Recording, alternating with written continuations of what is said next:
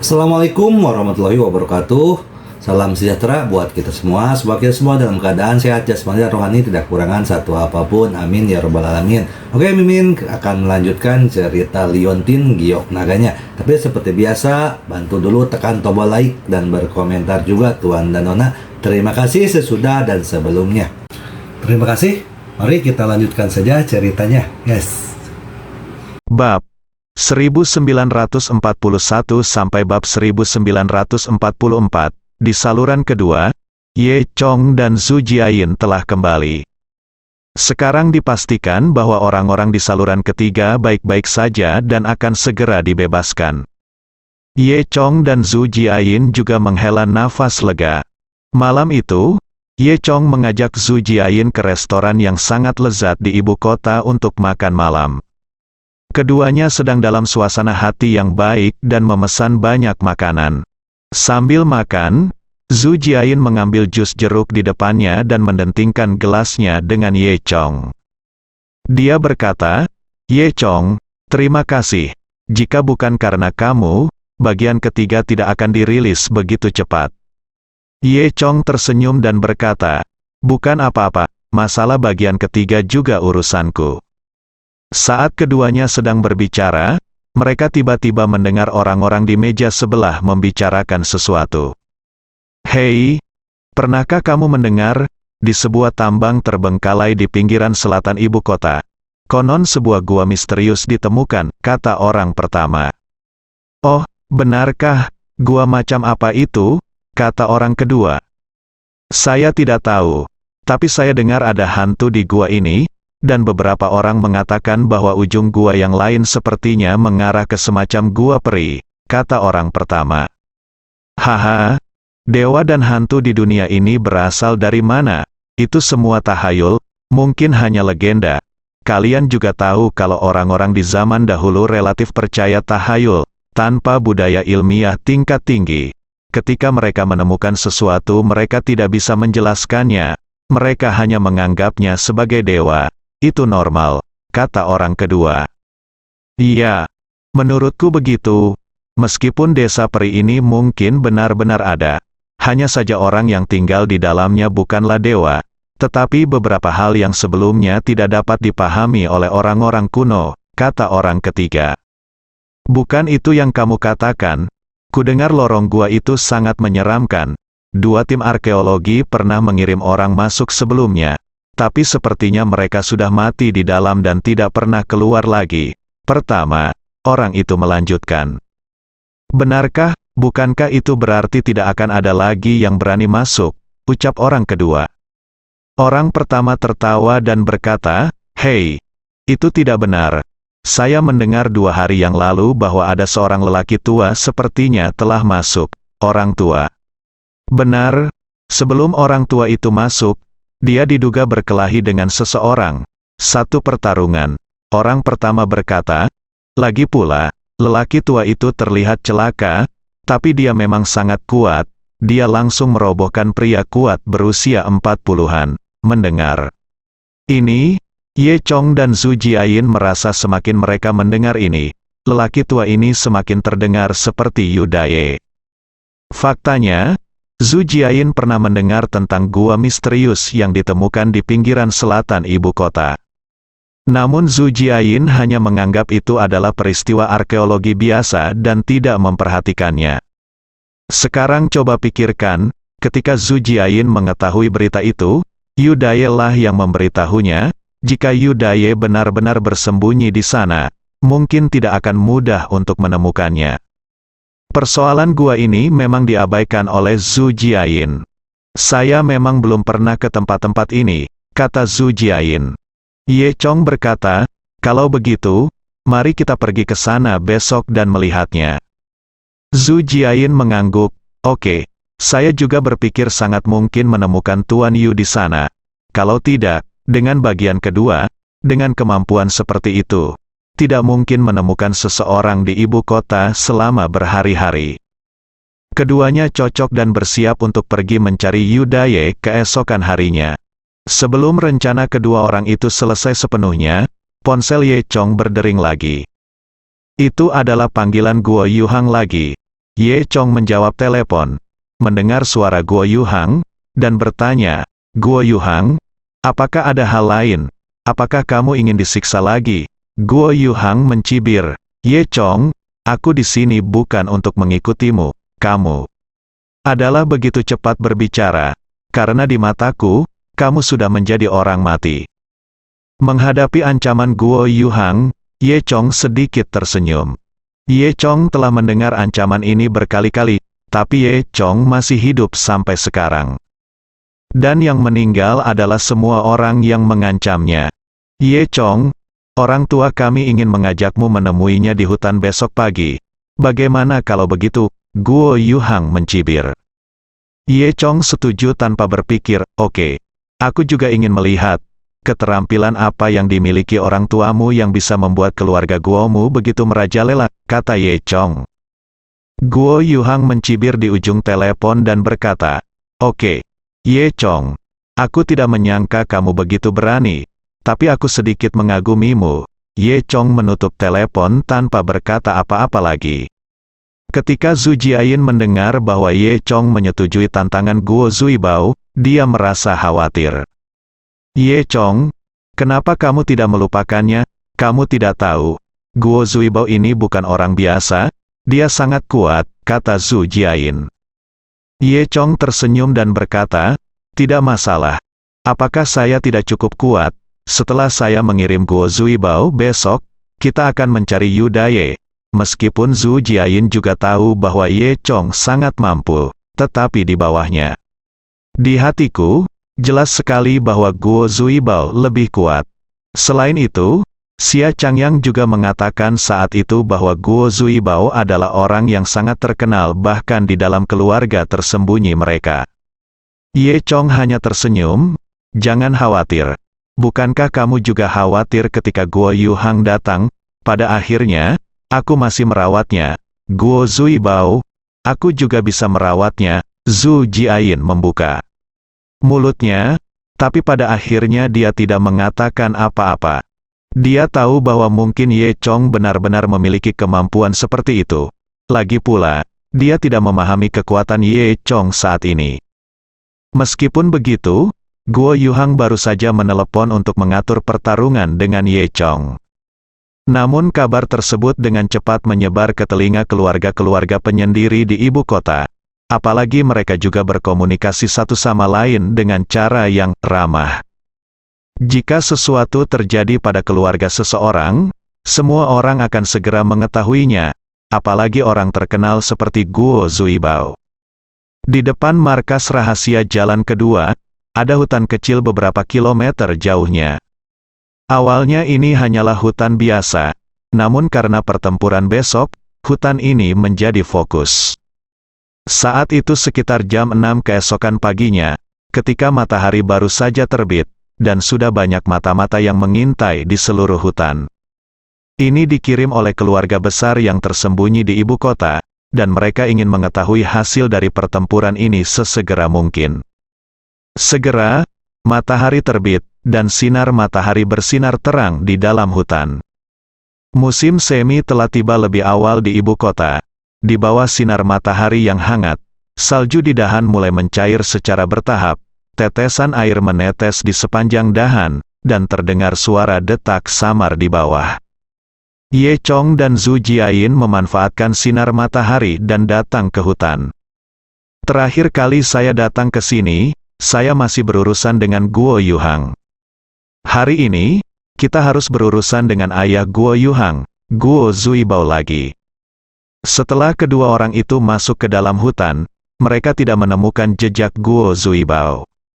Zhu Jiayin melihat sekeliling dan bertanya dengan aneh, mengapa tidak ada siapa-siapa? Ye Chong tersenyum dan berkata, ada lebih dari satu orang di hutan kecil ini. Faktanya, begitu Ye Chong memasuki hutan, dia merasa untuk keberadaan mata-mata yang tersembunyi di sekitarnya. Namun, Ye Chong tidak peduli dengan mata-mata ini. Jika orang-orang ini ingin mengetahui situasi pertempuran, beritahu mereka. Saat ini, tiba-tiba angin sepoi-sepoi bertiup. Salju di dahan sekitarnya terangkat dan berterbangan di udara. Kemudian, Sesosok tubuh tiba-tiba muncul, berhenti di depan Ye Chong dan Zhu Jiayin. Itu tidak lain adalah Guo Zuibao. Guo Zuibao berdiri di depan mereka berdua dengan tangan di belakang punggungnya dan menatap Ye Chong dengan mata menyipit. Jarang bisa mencapai tingkat kekuatan ini di usia yang begitu muda. Ye Chong tersenyum dan berkata, di usianya yang begitu tua, dia masih begitu mudah untuk mengajar orang lain. Yang dianggap langka, Guo Zuibao mendengus. Seorang pria berlidah tajam yang tidak mengetahui ketinggian dunia berani menyakiti keluarga Guo saya hanya karena dia memiliki beberapa kemampuan. Saya tidak akan mengampuni Anda hari ini. Jika tidak, saya bisa. Saya akan menerima Anda sebagai murid saya. Ye Chong terus tersenyum dan berkata, keterampilan membual Anda bahkan lebih baik. Jika Anda benar-benar ingin menerima saya sebagai muridmu, aku benar-benar ingin mempelajari teknik menyombongkan diri ini darimu, Ye Chong mengatakan. Ini, jika itu orang lain, dia akan menjadi sangat marah. Namun, setelah mencapai level Guo Zuibao, dia secara alami tidak akan kehilangan ketenangannya dengan beberapa kata Ye Chong. Guo Zuibao mendengus dingin, wah, sulit mencapai sesuatu yang besar jika kamu begitu sombong. Kompetisi adalah kompetisi. Dari mana datangnya semua omong kosong ini? Kata Ye Chong. Guo Zuibao mengangguk, oke, karena kamu ingin mati, aku tidak akan sopan. Untuk sesaat, suasana menjadi tegang. Ye Chong dengan lembut menarik Zhu Jiayin dan memintanya bersembunyi di belakangnya. Zhu Jiayin secara alami tahu betapa kuatnya itu dan bersembunyi di belakang Ye Chong. Tiba-tiba, Guo Zuibao mengulurkan tangannya dan menepuk Tianling Gai milik Ye Chong. Guo Zuibao menggunakan 3 tingkat kekuatan dengan telapak tangan ini, yang menurutnya cukup untuk menghadapi Ye Chong. Namun, dia masih meremehkan Ye Chong. Ye Chong mengangkat telapak tangannya dan berhadapan langsung dengan Guo Zuibao. Dengan suara, "Pa!" telapak tangan kedua orang itu bertepuk tangan seperti tepuk tangan. Dari telapak tangan mereka, gelombang udara transparan keluar, menggulung kembali sepotong salju. Karena Guo Zuibao meremehkan musuh, dia mundur selangkah karena pukulan Ye Chong. Guo Zuibao memandang Ye Chong dengan heran, aku tidak menyangka kamu begitu kuat. Setelah mengatakan itu, Guo Zuibao tidak melihat gerakan apapun, hanya kerikil di bawah kakinya yang tiba-tiba terlontar. Dia terbang naik dan terbang menuju Ye Chong dengan sangat cepat. Kecepatan kerikil ini begitu cepat hingga bergesekan dengan udara dan mulai terbakar. Di udara, kerikil itu berubah menjadi bola api kecil dan melesat ke arah Ye Chong. Meski hanya bola api seukuran kuku, tekanan yang dibawa bola api kecil ini sangatlah kuat. Zhu Jiayin hanya merasakan tekanan besar mengalir ke wajahnya. Meskipun dia berdiri di belakang Ye Chong, dia masih sedikit khawatir. Ye Chong masih berdiri di sana seolah-olah tidak terjadi apa-apa, saat bola api kecil tiba di pintu masuk Ye Chong. Demikian pula, Ye Chong tidak melihat gerakan apapun, dia hanya bersenandung pelan, dan bola api kecil itu meledak dengan pop. Nyala api menghilang, dan kerikil di dalamnya hancur menjadi bubuk dan tersebar ke udara bersama angin. Pada saat yang sama, Guo Zuibao sekali lagi dikejutkan oleh kekuatan Ye Chong. Ketika dia melihat Ye Chong untuk pertama kalinya, Guo Zuibao hanya tahu bahwa Ye Chong adalah seorang pejuang tingkat bumi. Kemudian setelah pengujian putaran pertama, Guo Zuibao menemukan bahwa Ye Chong adalah seorang prajurit Tianji. Setelah bola api kecil putaran kedua, Guo Zuibao menemukan bahwa Ye Chong bukanlah prajurit Tianji yang sederhana. Itu sebabnya Guo Zuibao sangat terkejut. Faktanya, hal ini tidak dapat disalahkan pada Guo Zuibao.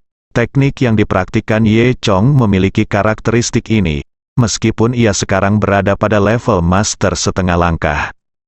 Tapi selama dia tidak menunjukkannya sendiri, di mata orang lain, kekuatannya akan beberapa tingkat lebih rendah. Tentunya hal ini juga memiliki manfaat yang besar karena dapat menyembunyikan kekuatan diri sendiri. Oke, jadi kamu punya kekuatan seperti itu? Tidak heran kamu berani merajalela, Guo Zuibao berkata, tapi kamu masih harus mati. Meskipun Ye Chong telah menunjukkan kekuatan yang tidak bisa dipercaya oleh Guo Zuibao, tetapi dari sudut pandang Zuibao, Ye Chong tidak bisa menjadi lawannya. Lagi pula Ye Chong masih terlalu muda. Lalu, Guo Zuibao melambaikan tangannya dengan santai. Salju di sebelahnya tiba-tiba digulung oleh semburan energi sejati, dan itu benar-benar membentuk pedang kecil sepanjang jari di udara, dan ditembakkan ke arah Ye Chong dengan cepat.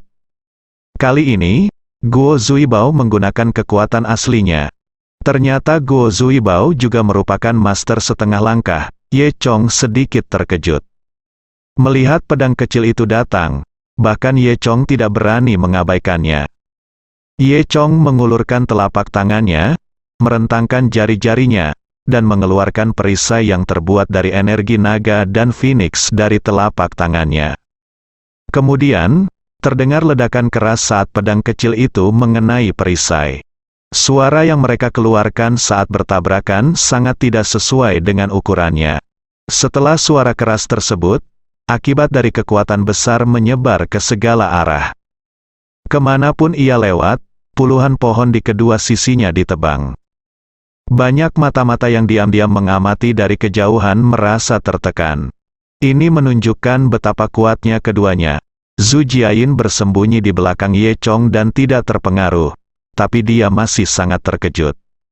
Kali ini, Guo Zuibao menunjukkan ekspresi paling terkejut.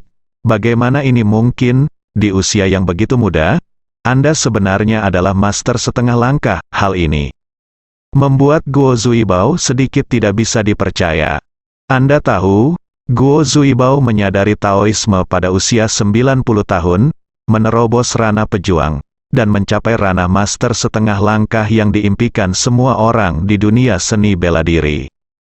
Dapat dikatakan bahwa hal ini tidak mungkin dilakukan oleh manusia dan keluarga biasa, dan jarang terjadi di dunia.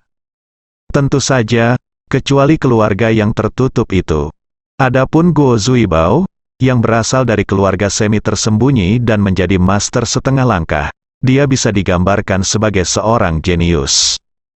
Terlebih lagi, dengan menerobos ke dunia prajurit, dia mendapat izin untuk bergabung dengan keluarga tersembunyi.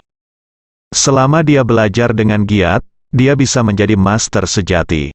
Pada saat itu, dia benar-benar dapat bergabung dengan keluarga tersembunyi dan menjadi terkenal.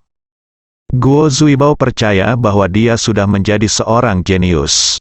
Tapi aku tidak menyangka Ye Chong, di usia yang begitu muda, sebenarnya adalah master setengah langkah. Selain itu, dia tahu bahwa Ye Chong bahkan tidak dianggap sebagai keluarga semi tersembunyi, tetapi sepenuhnya berasal dari dunia fana. Dengan latar belakang seperti itu, sungguh sulit dipercaya bahwa dia bisa menjadi master setengah langkah. Tidak heran Ye Chong mampu menghancurkan 5 elemen pria lapis baja dari keluarga Guo satu demi satu. Jika Guo Zuibao tahu bahwa Ye Chong adalah orang yang berbakat, dia tidak akan pernah bertarung dengan Ye Chong, tapi pasti akan menang atas Ye Chong. Namun, sudah terlambat untuk mengatakan apapun sekarang. Perseteruan antara Ye Chong dan keluarga Guo jelas telah mencapai titik yang tidak dapat didamaikan. Sekarang tidak ada pilihan lain selain membunuh Ye Chong. Bagi keluarga Guo, Ye Chong adalah ancaman besar. Apalagi jika Ye Chong dibiarkan tumbuh beberapa tahun lagi, saya khawatir tidak ada yang akan menjadi lawannya. Memikirkan hal ini, Guo Zuibao menjadi pembunuh terhadap Ye Chong. Segera, Guo Zuibao mengulurkan tangan kanannya dan meletakkannya di dada. Dia menggumamkan kata-kata, dan dia bisa melihat energi di telapak tangannya terus mengembun. Pada saat yang sama, di tanah di belakangnya, potongan salju mengambang. Salju mengembun di udara menjadi pedang kecil sepanjang jari. Jurusnya sama seperti yang terakhir kali, hanya saja terakhir kali itu hanya pedang kecil, tapi kali ini jumlahnya ribuan. Dalam sekejap, Pedang kecil yang tak terhitung jumlahnya terbang menuju Ye Chong, meninggalkan ekor panjang di belakang tubuh pedang. Pedang kecil itu seakan jatuh dari langit seperti hujan pedang, megah dan cukup spektakuler. Zhu Jiayin, yang bersembunyi di belakang Ye Chong, sangat ketakutan hingga dia menjadi pucat saat melihat pemandangan ini. Ekspresi Ye Chong serius, mengetahui bahwa tindakan Guo Zuibao sangat sulit untuk diatasi. Faktanya, jika itu adalah Ye Chong sendiri, dia bisa mencoba menggunakan kekuatan elemen luar angkasa untuk menghindari serangan Guo Zuibao. Namun, sekarang ada Zhu Jiayin di belakang Ye Chong. Di bumi, sangat sulit menggunakan kekuatan elemen luar angkasa. Sangat sulit bagi Ye Chong untuk menggunakannya, apalagi membawa seseorang bersamanya, yang sama sekali tidak mungkin. Oleh karena itu, Ye Chong hanya bisa memikirkan cara lain. Pedang kecil ini seluruhnya terbuat dari salju, jadi hanya api yang paling efektif melawannya. Memikirkan hal ini, Ye Chong punya pemikiran di benaknya. Dalam sekejap, energi naga dan phoenix dari tubuhnya meledak. Energi naga dan phoenix yang agung memenuhi ruangan, membentuk dinding tak terlihat di depan Ye Chong dan Zhu Jiayin. Kemudian, Ye Chong menjentikkan jarinya, dan bola api kecil yang dipadatkan dengan elemen api dilempar keluar. Detik berikutnya, bola api kecil itu menghantam dinding udara dan langsung meledak dengan percikan api. Kemudian, nyala api langsung menyebar, membentuk dinding api di depan Ye Chong.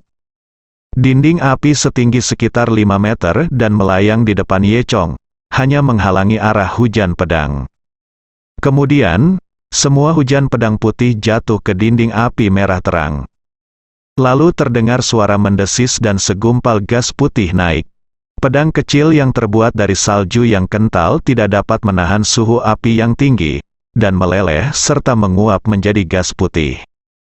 Untuk sementara waktu, suhu di sekitar hutan meningkat lebih dari 10 derajat. Cabang-cabang di sekitarnya dan salju di tanah mencair dengan sangat cepat.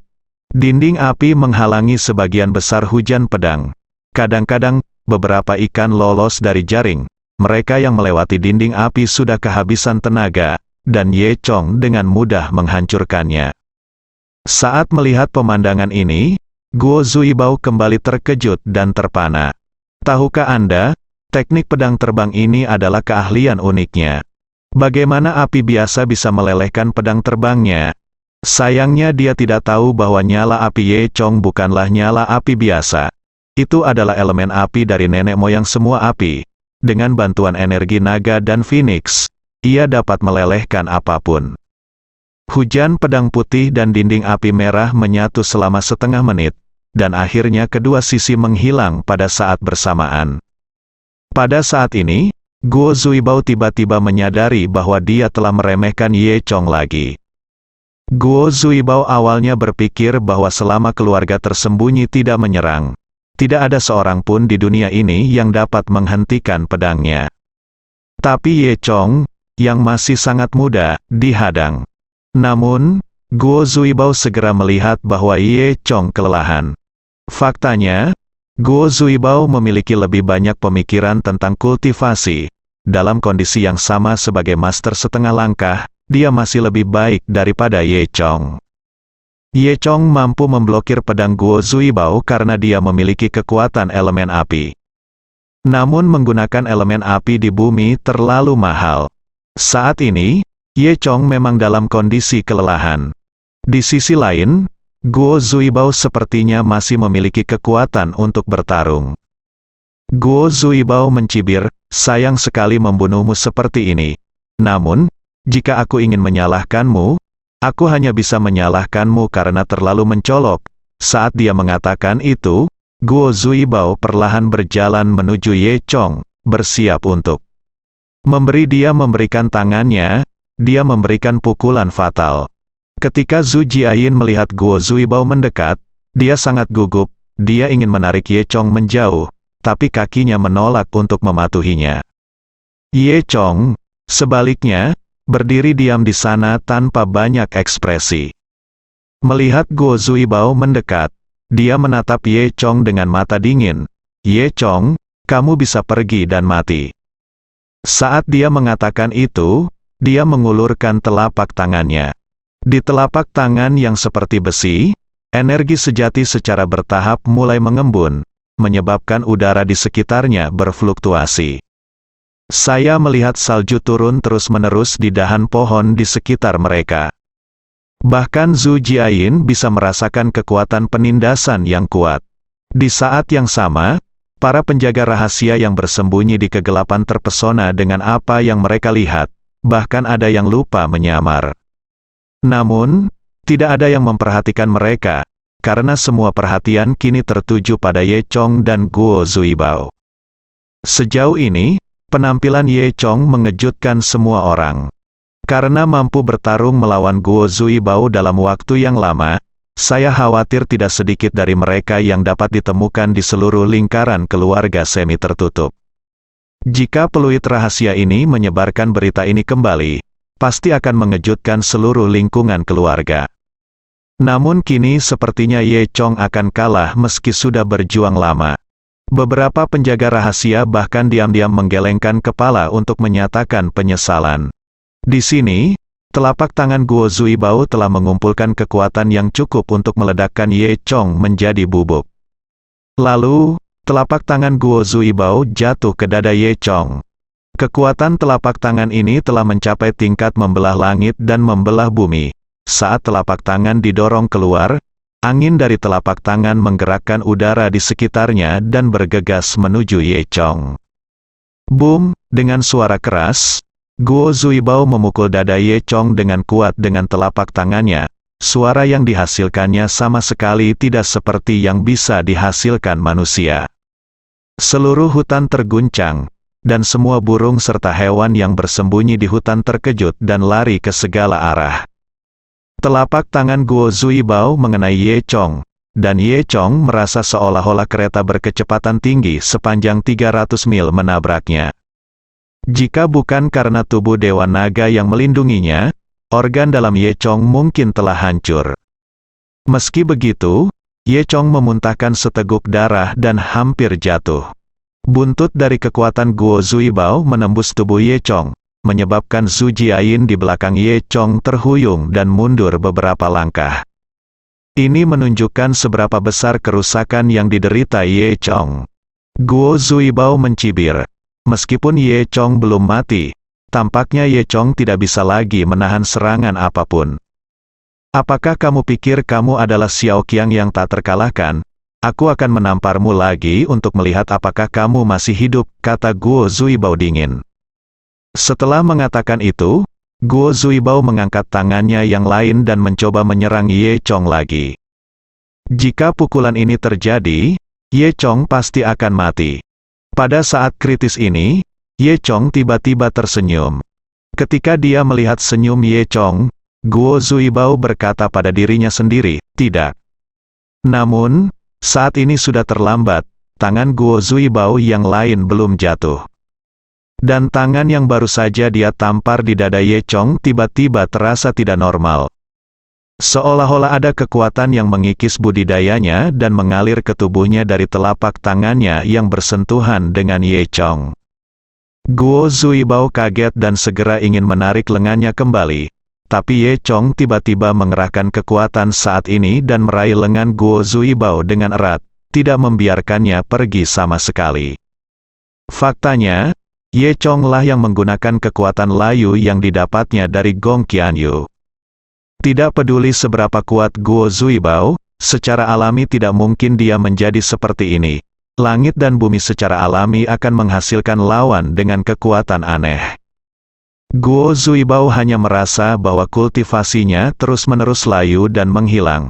Pada saat ini, dia telah jatuh dari kondisi master setengah langkah ke ranah pejuang, dan tidak ada tanda-tanda akan berhenti.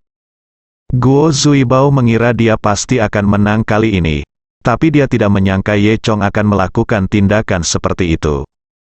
Ini berlangsung kurang dari setengah menit, dan sepertiga kekuatan Guo Zuibao telah hilang.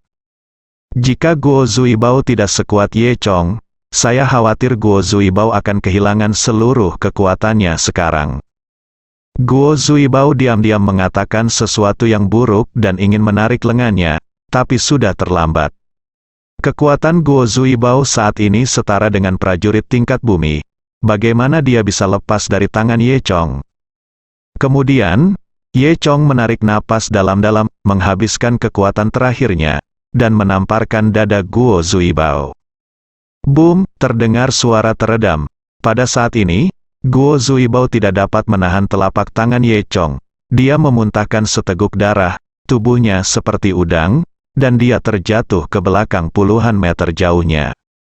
Ketika dia melihat lagi, Guo Zuibao sepertinya telah berumur 30 tahun dalam sekejap, rambut di pelipisnya telah memutih, dan kerutan yang tak terhitung jumlahnya muncul di wajah aslinya yang bersih. Guo Zuibao memandang Ye Chong dengan ngeri. Kamu, metode sihir apa yang kamu gunakan? Di mana kekuatanku? Ye Chong juga menahannya saat ini untuk berdiri teguh.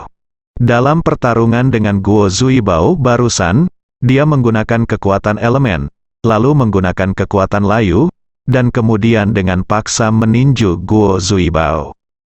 Pada saat ini, kekuatan tubuh Ye Chong telah habis. Jika Guo Zuibao maju lagi, bahkan jika Guo Zuibao adalah prajurit tingkat bumi, Ye Chong mungkin tidak dapat menahannya.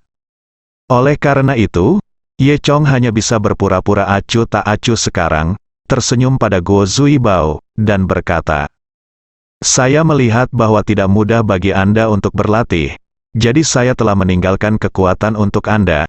Saya harap Anda dapat menjaga diri sendiri. Jika kamu terus bertahan, aku akan benar-benar mengubahmu menjadi orang yang tidak berguna." Ye Chong mengatakan ini dengan gertakan total.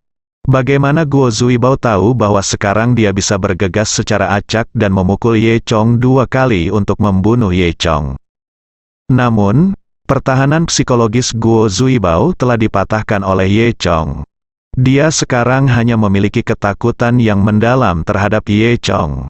Faktanya, bagi seorang kultivator seperti Guo Zuibao, terutama seorang jenius seperti dia, kekuatan kultivasi adalah hal terpenting baginya. Namun, keterampilan iblis Ye Chong mampu menghancurkan budidayanya. Bagaimana mungkin Guo Zuibao tidak takut? Guo Zuibao tidak berani melawan Ye Chong lagi. Dia bahkan menyesal muncul di sini hari ini. Dia mendengus dingin dan berkata kepada Ye Chong, "Oke, Ye Chong, saya sudah menuliskan apa yang terjadi hari ini. Masalah ini belum selesai. Saya pasti akan kembali untuk membalas dendam dari Anda." Setelah itu, Guo Zuibao berbalik. Harus pergi. Melihat pemandangan ini, mata-mata di sekitar mereka semua kaget dan tidak bisa berkata-kata. Bahkan jika mereka diberi 10.000 peluang, mereka tidak akan pernah membayangkan bahwa ini akan menjadi hasil akhirnya. Guo Zuibao benar-benar kalah. Ini jelas merupakan sesuatu yang tidak mereka duga. Dan tidak hanya dia kalah, dia juga kalah telak. Mata-mata ini sangat ingin menyampaikan berita itu kembali. Berita ini dianggap berita besar bahkan di seluruh dunia keluarga yang semi tersembunyi. Tepat ketika banyak mata-mata memikirkan cara untuk menyelinap pergi, tiba-tiba, Guo Zuibao berteriak, "Ah!" Kemudian, Guo Zuibao memuntahkan seteguk darah. Di saat yang sama, terdengar suara ledakan di dalam tubuhnya. Guo Zuibao menoleh dan menatap Ye Chong dengan ngeri. Dia mengangkat jarinya sedikit dan menunjuk ke arah Ye Chong dengan gemetar. Dia bergumam, kamu. Pada akhirnya, Guo Zuibao hanya mengucapkan satu kata, "Kamu." Lalu dia jatuh ke tanah dengan bang, mengejang 2 kali. Dan ketika dia melihat lagi, dia sudah mati. Hal ini mengejutkan para mata-mata. Guo Zuibao sudah mati. Semua orang tercengang saat itu juga. Di mata mereka, Ye Chong lah yang membunuh Guo Zuibao. Namun, saat ini, Ye Chong juga tampak curiga. Dia mengerutkan kening dan melihat tubuh Guo Zuibao. Mengapa Guo Zuibao meninggal? Sejujurnya, dengan kekuatan Ye Chong saat ini, tidak mungkin dia bisa membunuh Guo Zuibao. Meskipun Guo Zuibao telah dikalahkan, Dia masih memiliki kekuatan prajurit tingkat bumi dan lebih kuat dari kebanyakan orang. Dia baik-baik saja sekarang. Mengapa tubuhnya tiba-tiba bunuh diri? Ye Chong melangkah maju dengan curiga dan melihat tubuh Guo Zuibao. Segera, dia menemukan petunjuknya. Ternyata Guo Zuibao memiliki aliran energi sejati yang terkubur di dalam tubuhnya. Tampaknya energi sejati ini menyebabkan ledakan melalui kondisi tertentu. Jelas sekali, kondisi ini diaktifkan, yang kemudian menyebabkan ledakan Zeki, membunuh Guo Zuibao. Ye Chong berpikir sejenak, siapa yang bisa melakukannya? Mampu meninggalkan energi sejati ini di tubuh Guo Zuibao secara diam-diam membuktikan bahwa kekuatan orang ini pasti tidak kalah dengan Guo Zuibao, dan bahkan lebih kuat dari Guo Zuibao. Jika tebakan Ye Chong benar, kondisi sebenarnya yang memicu ledakan Zeki ini adalah melemahnya perilaku Guo Zui. Alasan mengapa budidaya Guo Zuibao melemah justru karena ia menggunakan kekuatannya yang melemahkan untuk menghancurkan sebagian dari budidaya Guo Zuibao. Dengan kata lain, orang di balik layar sudah menduga bahwa Ye Chong akan menggunakan kekuatan layu dalam pertempuran antara Ye Chong dan Guo Zuibao. Bukankah ini terlalu menakutkan? Ini hanya menunjukkan bahwa pihak lain sangat mengenalnya. Setidaknya dia tahu tentang perselingkuhannya sebelumnya dengan Gong Qianyu. Ye Chong berpikir dalam hati. Ye Chong memutar otak tetapi tidak bisa memikirkan seseorang yang sangat mengenalnya dan memiliki kekuatan tirani. Namun, jelas bahwa tujuan orang tersebut adalah melakukan hal tersebut, hanya untuk menyalahkan Ye Chong atas kematian Guo Zuibao. Guo Zuibao juga merupakan sosok terkenal di dunia keluarga semi tertutup, dan kekuatan di belakangnya rumit dan memiliki hubungan pribadi yang kuat. Membunuh Guo Zuibao pasti akan menimbulkan banyak keributan, bahkan memicu balas dendam dari keluarga Guo. Keluarga Guo tidak menakutkan sekarang. Tetapi jika keluarga Guo menemukan teman-teman seumur hidup Guo Zuibao, Ye Chong mungkin tidak dapat hidup dengan baik. Bersambung.